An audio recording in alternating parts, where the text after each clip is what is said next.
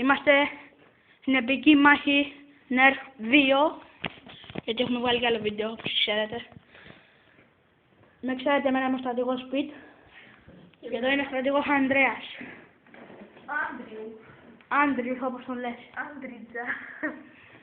Ανδρέα, πήγαινε την κάμερα σε θέση να δείτε την επική μάχη.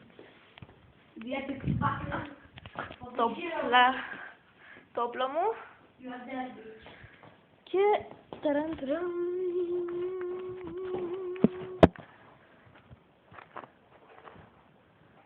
Εκεί. Πιστεύω να βλέπετε. Ό,τι να έγινε. Αρχίζουμε να κάνουμε τέτοια. Μισό.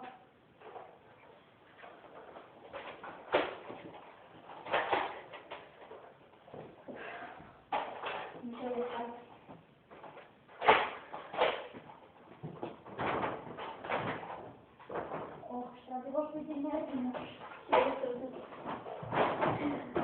Ο κόμπος δεν θα βλέπει με τη τσάντα. Βγάζουμε. Μια χαρά θα βλέπει. Αλλά Αρχίζουμε. 3, 2. 1, πάμε. Προσπαθείς να τη ρίξεις.